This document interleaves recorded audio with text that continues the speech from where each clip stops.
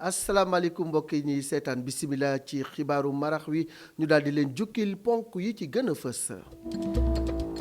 dañu koy doore ak wàllu napp gi ginnaaw nag accord bi Sénégal signé ak Chine ak yenn ci pays Europe yi nga xam ne am nañu sañ-sañu ñëw di napp ci suñu waax yi réewum Sénégal nag xaatimaat na beneen déggoo ak Union européenne loolu nag nappkat ya nekk ca Soumbédioune di ko ñaawlu di wax ni nag loolu mooy lompañal lii di napp gi ba tax na nappkatu Sénégal yi fi mu toll nii gisatuñu waasintooru jën ndax bato yu mag yooyu nga xam ne ñooy ñëw di fa napp di ko yóbbu ca bitim réew ñi ngi naan nag nguur gi mu daal di joyantiwaat lépp lu nga xam ne ay accord la te accord bu muy jël digganteem ak réew mu mënti doon ñu waxtaan ci ak ñi nga xam ne ñooy yëngu ci wàllu napp gi. bu assemblée nationale ñoom nag jébbal nañu seenub rapport ki nga xam ni mooy jëwriñ ji ñu dénk wàllu koppar ak gafak ak réew mi ci rapport boobu nag la nga xam ni moom la ñu ca ràññee mooy juróom ñaari téeméer ak juróom-benn fukk ak juróom-benn milliards la ñu dugal ci wàllu inondation yi loolu yi nag bu ñu xoolee ci palang bi nga xam ni fukki at lañ ko jagleel ci jëflante rek toll nañu ci téeméer boo jël fanweer ya ak juróom-ñett dong la ñu exécuté gum. te boo xoolee Dakar moom rek daanaka moom moo jël lépp leneen liñ ca ràññee yi tamit moo di ni ci wàllu assainissement biir Ndakaaru jafe-jafe yu taratar lañ ci ràññee rawatina ci diwaan yu mel ni Kër Massar ak lu ni mel. collectif ñi nga xam ne ñooy jëfandikoo autoroute à péage Dakar Diamniadio AIBD ñoom nag def nañu ab xayma ci rek njeexitalu autoroute bi ci wàllu alom gi waaye tamit ci poosu askan wi la nga xam ni moom la ñu gis nag moo di ni daal duut nañu baaraamu tuuma waa Eiffage ndaxte ràññee nañu ni am na njeexital gu bon ci wàllu poosu askan wi waaye tamit ci alom gi leneen la ca desi tamit ñi ngi ñaan état wu Sénégal mu xoolaat bu baax contrat bi nga xam ne moo dox digganteem ak waa Eiffage.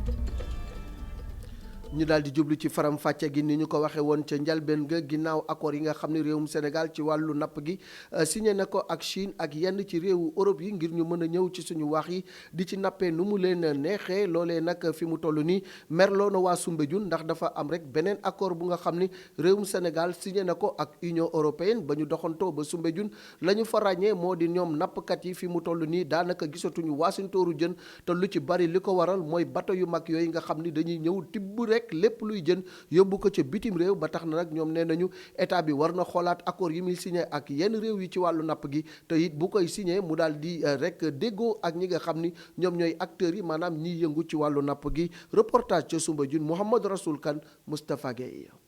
ginnaaw accord yi njiit réew Sénégal yeesal ak waa Union européenne ci wàllum napp gi nappkat ya ñu dajal fële ci Soumbédioune di ñaawlu bile accord te di wax ne loolu nekkul lu leen jig. mbiru géej gi moom pour accord moom mënuñ ci d'accord parce que sunu gouvernement yi mënuñu contrôler les tubaab la mënuñu leen contrôler tubaab bi saa lañu bu ñu wéy te dañuy yàq te géej gi amatul lu ñuy exploité bu doon dëkk tubaab bi duñu signé kenn contrat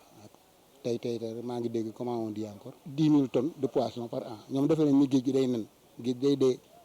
bu ñu continuer à ce rythme nii rek lay demee te gis nga li muy demee li muy jur sunu goos yi. jusqu'à présent boo xoolee tefes gi actuellement xale bi ma toogal léegi mu ngi naan tey géej gi comme dimanche. moom mi mere nguur Sénégal mu xamal ne xaarul dara ci ñoom ngir sukkali napp gi. man de ma part xaaruma ci nguur gi dara nguur gi yi jokkee sax daan naa comprendre mais kii moom xaaruma ci moom rien. beneen nappkat bii di wax nguur gi ñu xoolaat accord yi ngir ñu mën see njëriñu. waaw mu dimbali ñu rek bote yi mënuñu tere yëpp mais mu wàññi bote yi ñu signal contrat. bu dee 100 lañ 10 yi sax baax na 90 yëpp ñu wàññi leen ndax moo li mën a am dara sinon moom clandestin du mos a dañ ci Sénégal. ndogal yooyu ya ñu jël ngir napp suñuy jën est-ce que mën na sukkali suñu koom wala bokk ban avenir la ñu mën a am ñoom nappkat yu ndaw yi.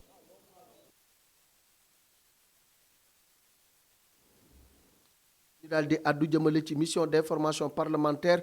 ci rek dossier inondation yi ñoom nag jébbal nañu seen rapport jëriñ ji ñu dénk wàllu koppar yi ak gafak ak réew mi la nga xam ni moom la ñu saytu ca rapport ba gis nañu ni daal juróom-ñaari téeméer ak juróom-benn fukk ak juróom-benn milliard dugal nañ ko ci mbënn mi Dakar nag téeméer boo jël fanweer ya ak juróom-ñett ñoom la ñu ko daal di jox ci wàllu inondation yi waaye ba léegi njaw desewu xam bi ndaxte ci yenn ci quartier yi la ñu ci remarqué moo di ni rek wàllu assainissement sooxe na fa lool ba loolu moo waral mbënn mi daal di rek jéggi dayoo atum ren rawatina yi tamit changement ci wàllu climat bi loolu yëpp seetlu nañ ko ci waaye li ëpp solo moo di ni daal faaw rek ñu daal di xoolaat mbir mi daal di koy joyanti Pape Alioune Sarr. ñetti tour ci benn programme jaxasoo daal di tàmbali ci li nga xam ni mooy plan décennal gestion wàllum mbënd bi mu tàmbali ci 2012 war a jeex ci 2022 koppar bi toll ci lu ëpp 766 milliards ci suñu koppar rapport bu ñu jox ministère des finances ak budget 38% la ñu fa exécuté dépenses yi toll ci 291 milliards ak lu teg te ñaari at rek moo tax ngir mu jeex leneen loo xam ni ci rapport yu wane na ko mooy Ndakaaru moo jël lu ëpp ci koppar yi taxul ba léegi problème relogement daal di am ak restructuration urbaine ci li ko prévision yi njëkk yi wanalee wàllum assainissement tamit daal di ñàkk ci bërëb yoo xam ne ci mbënn bi sonal na leen lool ñu mën cee lim Kër Massar mission d'information bi jot naa identifier ñetti téeméeri site ak benn yoo xam ne ci waruñu faa dëkk ci Sénégal bépp te suñ ko xoolee bu baax budget bu bëri la ñu def ci lu ñuy gérer ndoxu taw mi 438 milliards ak lu teg député yi di ñaax ñu gën a contrôler zone yi nga xam ni waruñu faa dëkk mooy bas-fond yi lag yi ak fu ndox war a jaar wàllum prévention tamit bind nañu ko ñoom ñuy ñaax nguur gi ngir mu gën a dooleel ANACIM li tax muy war a avertir askan bi ci taw bu metti waree am. ci rapport boobu la ñuy desandi Théodore Chérif Monteil moom nag mi nga xamante ni moom mooy rapporteuru commission bi xamle na ni daal li indi inondation yi ràññee nañu ko bu baax ginnaaw bi ñu defee xayma gi lu ci bari nag ni ñu dëkkee moom moo baaxul beneen bi ci des tamit plan d'aménagement bi tamit teguwul ci yoon ak ni nga xamante ni daal noonu la ñuy dëkkee ci biir rek quartier yeeg gox-goxaat yi lu ci bari teguwul ci yoon te lu ci bari dañuy dem di dëkk ci yoonu ndox rax ca dolli yi tamit lu jëm ci wàllu changement climat bi loolu yëpp moom moo dajee ba tey mbënn mi egg fu nga xamante ni mosu faa yegg Théodore Chérif Monteil ñu déglu ko ak Adama Sarr Moussa Fall. man député la ndaw la représentant la ci assemblée nationale xam nga mission d'information rôle am nekkul ne dafay ñëw ne def leen lii wala def leen lële dañ la ne nga dem uti information nga dem uti xibaar dem uti xool lan moo xew exactement daal di ko càmbar analyser ko daal di ko teg donc bu ñu defee loolu bu ñu utee information yi ba pare ñun suñu rôle jeex na ci biir nag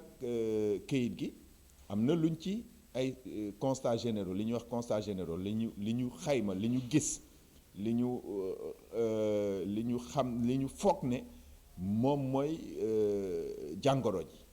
am na tamit ay recommandations yu ñu def maanaam am na ay jagleel yu ñu wax ne que xëj na bu ñu ko defee jàngoro jooju dina saafarawu mais ñun mënuñ wax ne que forcément lii wala lii la ñuy def donc loolu du rôle mission d'information parlementaire suñu objectif fi mu yem mooy jëli information bi daal di ko jagleel ndaw yi. gëstukat yi nga xam ne seen xam-xam màcc na ci wàllum inondation ak lu ni mel ñoom nag nee nañu ñi ngi xaar rapport commission bi pour mu rek mën cee àddu ki nga kenn ci ñoom di professeur Alioune Kane moom itamit xam-xamam màcc lool ci wàllu woowu yi xamle na ni daal lu ci bari ni ñu tabaxee suñu dëkkuwaay yi moom moo teguwul ci yoon ni ñu defaree réew mi tamit ci wàllu dëkkuwaay taxaw loolu yi tamit sooxe na leneen li ci des yi tamit moo di changement climatique yi tax na ba mbënn mi fi mu toll nii faw ñu si gëstu ko bu baax soog ci am xam-xam professeur Alioune Kane ñu déglu ko ak Adama Sarr. mbënn mi de moom problème bu yàgg la si dëkk bi ndaxte ba ñi gëstukat yi commencé di xool problème bi xam nañ ne dëkk bu mel ni Ndar inondation yi ay 1886 ñu ngi koy wax déjà ba Ndar sax dañ ko doon jàkkoonteele dëkk bu mel ni Venise xam nga Venise moom su marée bi yéegee rek nit ñi ay gondole la ñuy utiliser Ndar moom ay pirogue la ñu doon utiliser sax pour circuler léegi nag si époque récente bi wala actuelle dañu gis ne inondation yi si dëkk yépp lañ koy gis fu mel ni Ndakaaru fu mel ni Kaolack fu mel ni Kaffrine Bambey honorable sax jox nañu exemple Nioro alors lu tax mbënd mi tout ça est-ce que état bi def na ci xaalis bu doy et cetera rapport bi daal génnagul ndaxte dafa bëgg ay naataangoom lire ko ba pare gëstu ko ñoom ñu koy door a diffuser mais nee nañ altine rapport bi dina génn donc daal ñu ngi xaar ak impatience daal bëgg nañu gis rapport bi parce que ñun gëstukat yi daal loolu moom intéressé nañu d'autant plus que si laboratoire yi am nañu ay étudiants yu def synthèse si loolu lépp et cetera bon xëy na nit ñi ñoom lan la ñuy xool yan infrastructure la ñu def et cetera nan la ñuy jaayee xaalis bi et cetera mais ñun ndax utiliser nañu science bi la science li gëstukat yi wax ndax jëfandikoo ko pour jéem a régler problème inondation yi xam naa ni ñun loolu moo ñu ci gën a soxal. collectif bi nga xam ni moom moo ŋànk ñiy jëfandikoo autoroute à péage Dakar Diamniadio AIBD ñoom nag def nañu seenu xayma ci njeexitalu autoroute bi ci askan bi ci koom-koom bi waaye tamit ci alam gi leen li nga xam ne moom la ñu gis rek moo di ni daal ginnaaw bi ñu ko saytoo autoroute à péage bi bëri na njeexital yu nga xamante ni yu bon la ci askan wi ci alam gi ak i tamit ci poche askan wi ba tax na ñoom nag ñi ngi duut baaraamu tuuma ñi nga xam ne ñoo di waa Eiffage tey ñaan réewum Sénégal ñu daal di saytuwaat li nga xam ni mooy contrat bi dox seen diggante ak Eiffage. Aminata Ba Souleymane Mbang. collectif bi ëmb ñi jëfandikoo autoroute à péage di wéyal seen xeex ñoom nag ñuy ñaawlu bu baax société bi di Eiffage SA ni muy pasar yi koom-koom bi génnee ci bile autoroute ñoom nag ñuy ñëwaat ci bile rapport. xool ci wàllu loi naka lañu tëggee partenariat bi entre état bi ak entreprise bi nga xam ne ni moo yore di exploiter autoroute à péage bi ñu gis ci am na ci lu bëri loo xam ne ni dafa am ñàkk yamale te ñàkk yamale boobu ku ci gaañu mooy état bi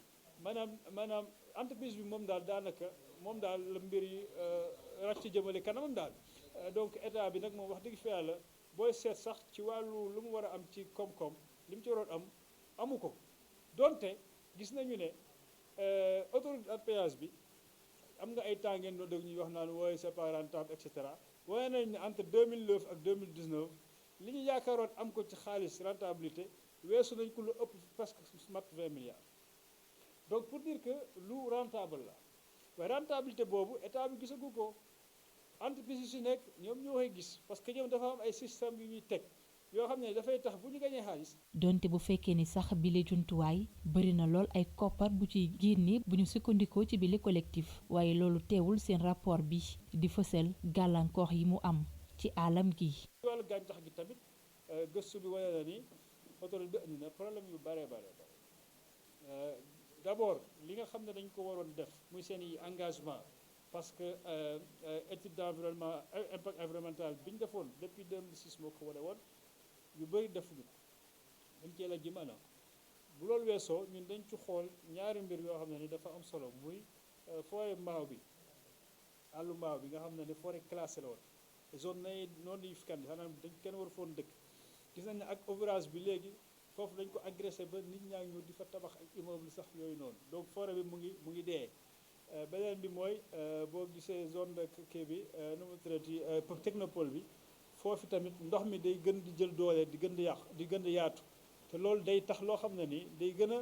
dooleel mbënd mi te gis nañu li ñu ci dund weer yu passé loolu daf koy gën a dooleel moo tax quartier yi nga xam ne ni sorewuñu ko foofu ay surtout Dalifort solo na. collectif bi ëmb ñi jëfandikoo autoroute à péage di rafetlu dogal bi njiitu réew mi jël ngir xoolaat contrat yi jëm ci ni ñuy yore autoroute à péage bi yile membre nag di am njort bu rafet ni dinañ daal di ut ay saafara ci lu ni mel.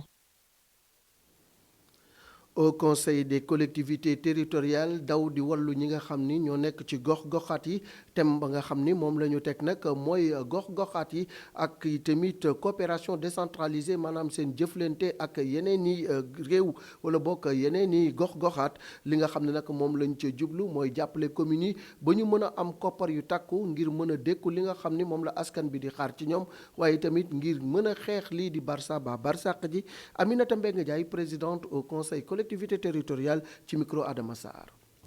Covid bi li nga xam ni feeñal na ko bu baax a baax ci lu jëm ci wàllu financement ak fiscalité wu collectivité territoriale yi toogoon nañu fii wax ni que am na collectivité locale yoo nga xam ni seen ressources yi ëpp ñu ngi ko doon jëlee ci seeni marché hebdomadaire am na ñeneen ñoo nga xam ni ci yeneen i fonds la ñu ko doon jëlee mais il se ak taxes yeeg bien sûr ak impôts yi mais ku nekk xam na ni bi Covid bi dikkee am na yu bari ci activités yooyu kenn mëneetu ko ba muy génne ay ressources ñu koy dugal ci collectivités territoriales yi am nañu dem nañu sax ba des collectivités 70% à peu près yoo nga xam ni mënatuñu woon a am benn fonds yoo nga xam ni liggéeyee nañu ko bien sûr il y a eu la réaction de l'État ba nga xam ni aidé nañu en tout cas population yi ba wàññi yenn besoins yi du point de vue alimentaire et autres yoo nga xam ni mënoon na gën a mettil Covid-19 bi à travers donc yéen ñëpp gis ngeen li nga xam ne def nañu ko comme ressource vraiment mu dem ci ba ñu am ci sax ay résultats yu am solo loolu nag mooy li nga xam ni moom la ñu def au niveau national mais ku nekk xam na ni que la décentralisation est accompagnée de fonds am nañu les fonds de dotation de la décentralisation am nañu le fonds d'équipement des collectivités territoriales ak yeneen i fonds yu baree bari ak ay projets yu mel na Promoville yu mel na PUDC ak yeneen yoo nga xam ne yépp ci collectivités territoriales yi la jëm.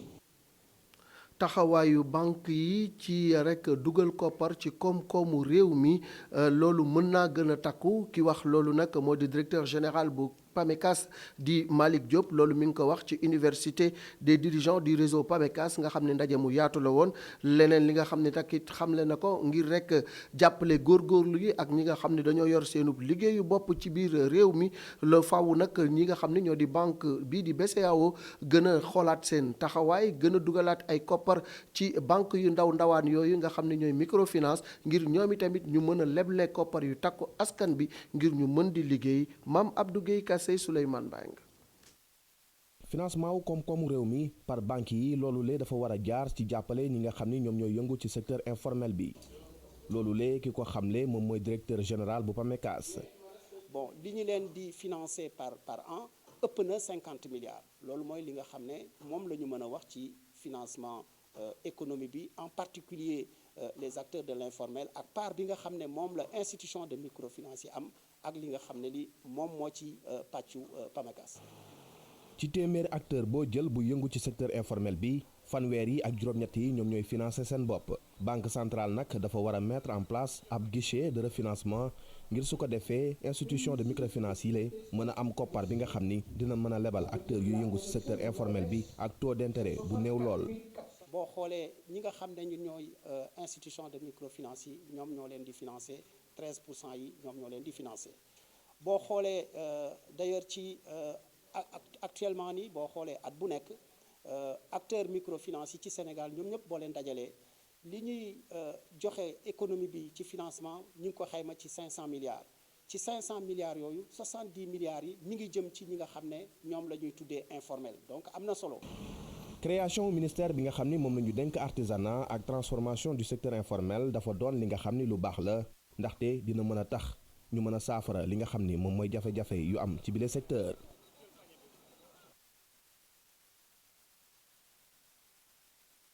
jaaykat yu ndaw yi di commerçant yu ndaw yi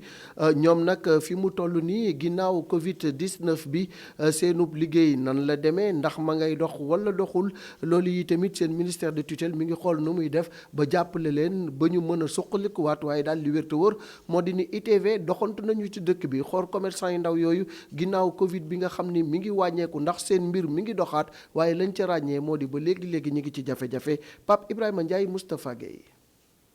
fu soriwul dara Cour suprême ñu ngi fay nemmeeku ay njënd ak njaay loolu nag fës fi loolu Adama Ndiaye jël ay tableau d'art daal di koy def ci benn mur ci tableau yooyu nag ñu ngi fay seen benn xale di jooy lii nag mi ngi mel ni dafa méngoog situation bu muy dund nii ndax mbas bi di Covid 19. ba léegi fu mu nekkoon presque teel a gën a yées Covid bi wàññee ko tagul activité bi dox activité bi ñun lu ñu yor activité bi lu koy doxal mooy presque ci affaire tourisme la. tourisme bi nag boo soo fekkee dafa arrêté nii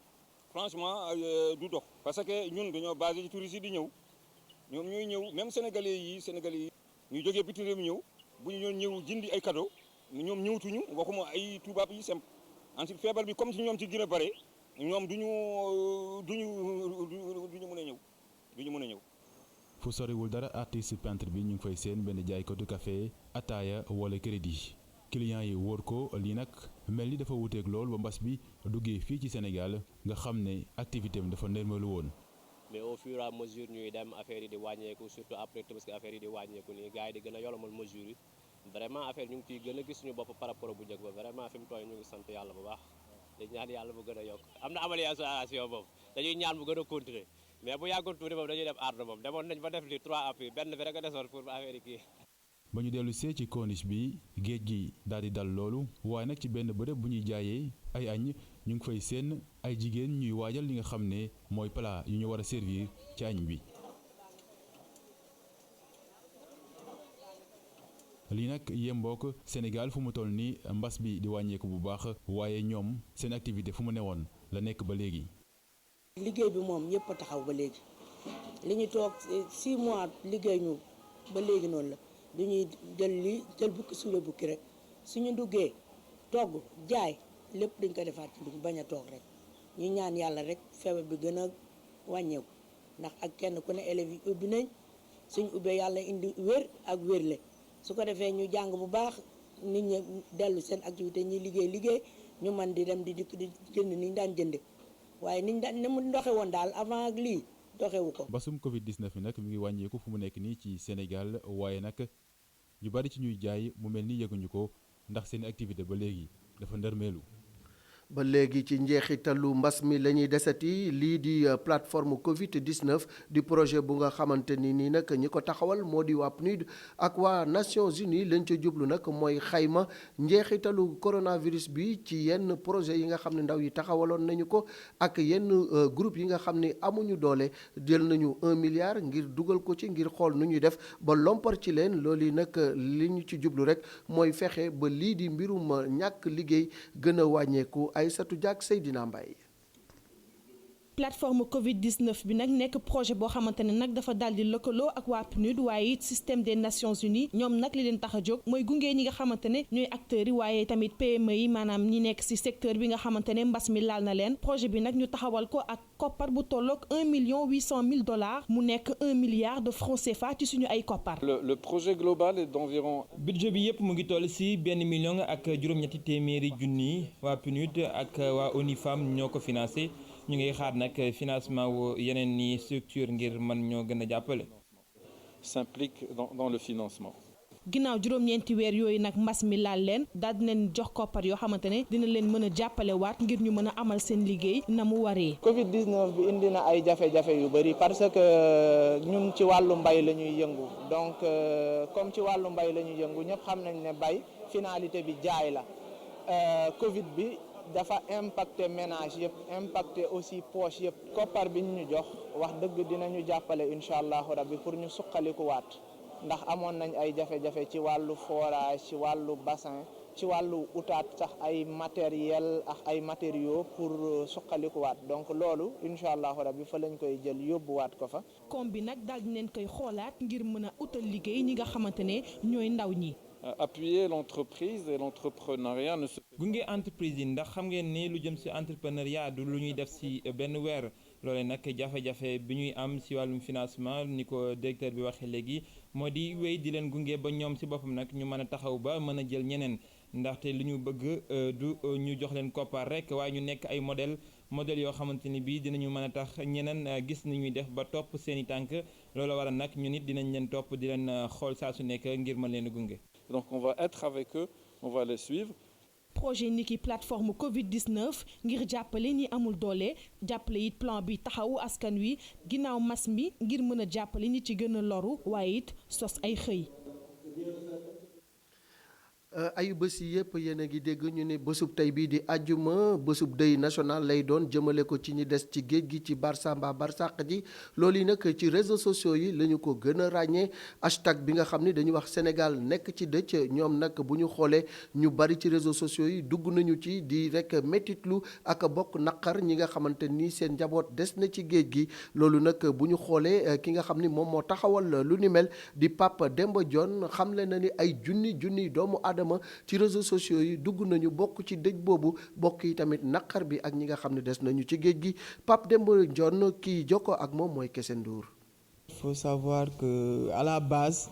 j'avais juste fait un tweet. ci njëlbeen nga ab tweet dong laa defoon nag doon ci doon laajte xalaatu ñi nga xamee ne ñoom ñooy waa internet bi ñu ci bëri daal jàpp ne loolule lu baax la naka rek la ñu mën a delloo njukkal ñi nga xamee ne ñoom ñoo lorule ci mbënd mi looloo tax ma daal di taxawal ab hashtag tuddee ko deuil national SN si noonu nax laa ko soppee daal di ko tuddee le Sénégal en deuil ma daal di ko lancé ci Twitter waaye nag jaar na ci Instagram WhatsApp Facebook looloo sax tax bu ay junney doomu aadama daal di ciy jot looloo tax nag daanaka bu juróom-ñetti waxtu jotee ba minuit daañu amal li nga xamee ne moom moo di ku si nekk daal war nga rek soppi li nga xamee ne moom moo di sa photo profil bu ñaar fukki waxtu jotee boo teg fukki minute daañu amal ab 1 minute de silence numérique su ko defee daal ñëpp nag daal di rek respecter li ni mel. Message que nous allons vous envoyer même.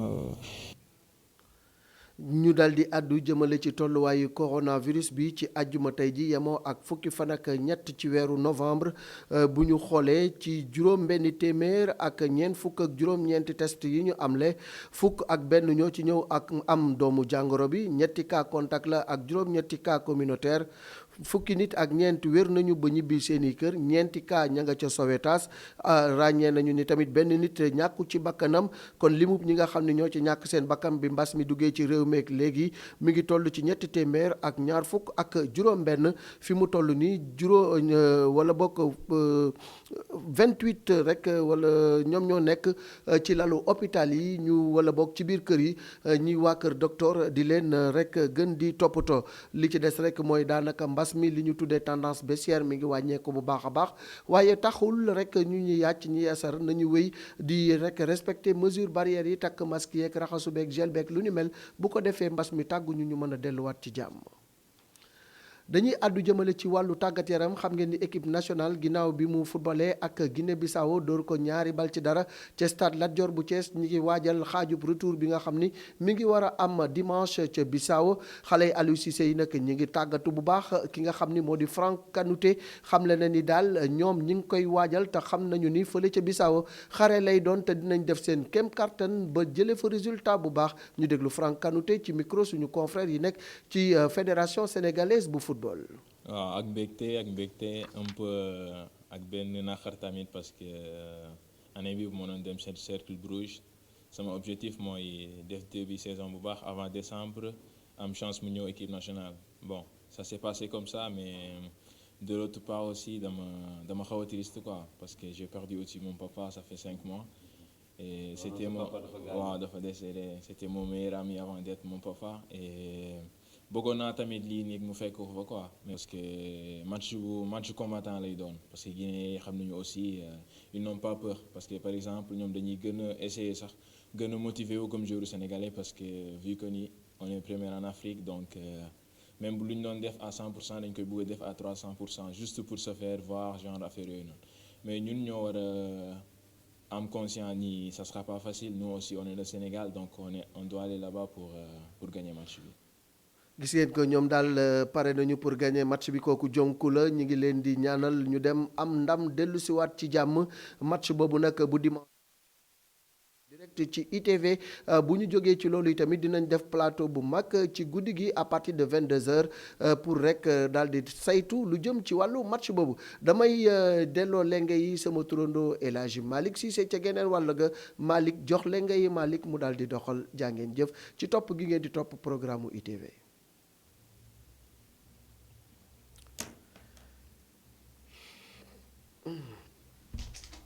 Oui.